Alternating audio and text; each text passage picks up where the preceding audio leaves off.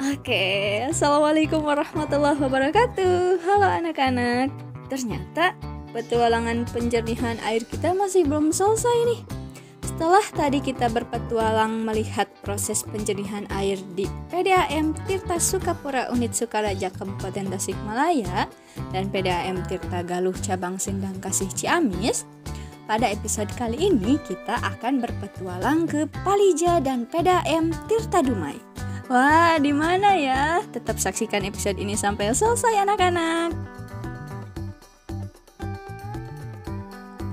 Oke anak-anak, bagi anak-anak yang ingin tahu, PT PAM Lionisjaya atau yang sering disebut Palija merupakan perusahaan yang memberikan jasa penyediaan air bersih di wilayah DKI Jakarta.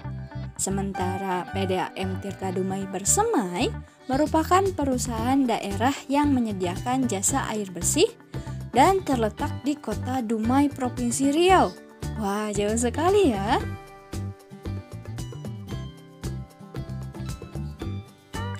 Nah, sekarang kita akan melihat proses penjernihan air di PDAM Tirta Dumai terlebih dahulu. Di PDAM Tirta Dumai, proses pertama yang dilakukan yaitu penyaluran air dari sumber air menggunakan pompa.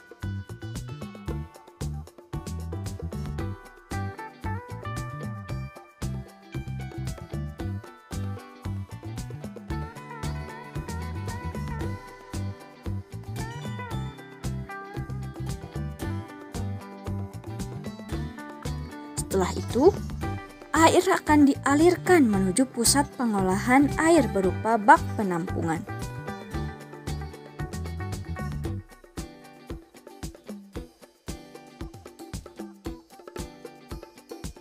Di bak penampungan, air akan ditambahkan dengan bahan penjernih air berupa aluminium sulfat untuk membantu proses koagulasi atau penggumpalan kotoran yang terbawa dari sumber air.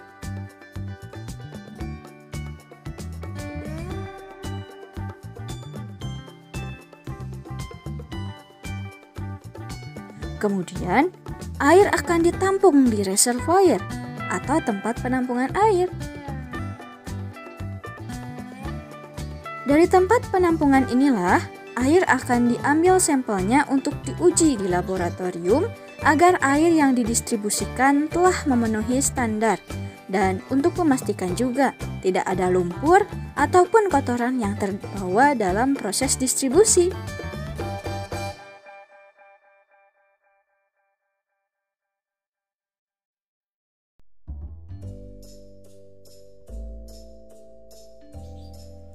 Setelah melalui proses-proses tersebut, air akan didistribusikan ke pelanggan menggunakan mobil-mobil tangki.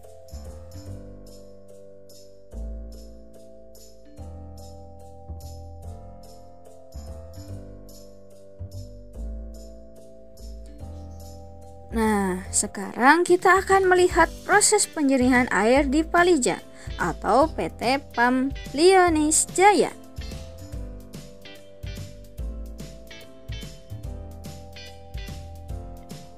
Air baku yang digunakan di Palija adalah air yang berasal dari Waduk Jatiluhur anak-anak.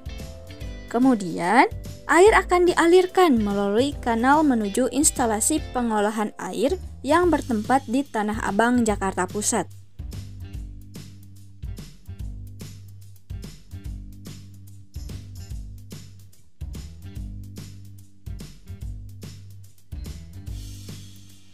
Air yang diperoleh akan melalui proses presedimentasi terlebih dahulu, di antaranya dengan proses penambahan kapur cair untuk meningkatkan pH air menjadi normal dan dilakukan proses aerasi untuk meningkatkan kadar oksigen yang terdapat di dalam air.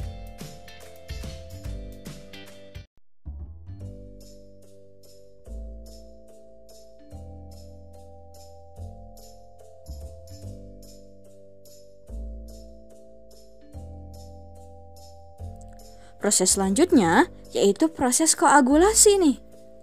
Koagulasi dimaksudkan untuk menggumpalkan flok atau lumpur yang menjadi gumpalan setelah ditambahkan zat kimia dalam proses koagulasi.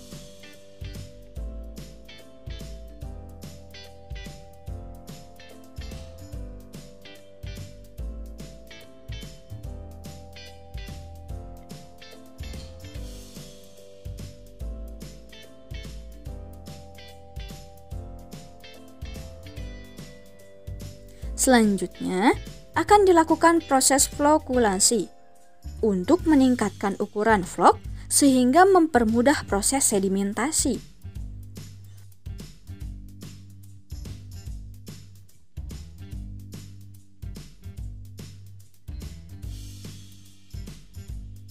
Setelah dilakukan flokulasi, langkah selanjutnya adalah sedimentasi.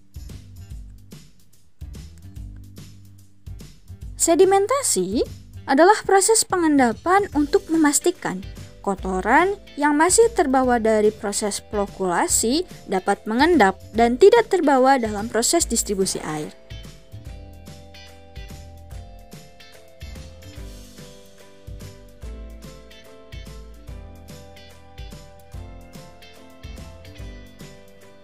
Selanjutnya, air yang telah melalui proses sedimentasi akan disaring dalam proses filtrasi menggunakan pasir silika. Hasilnya, air akan menjadi jernih dan tidak ada kotoran yang terbawa.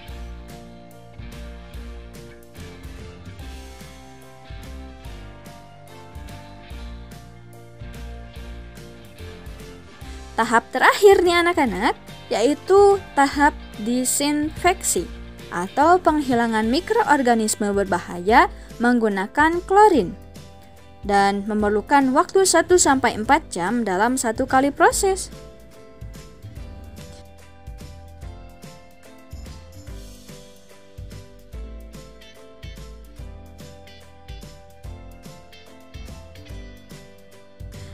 Air yang telah melalui proses disinfeksi telah layak didistribusikan dan siap digunakan oleh masyarakat.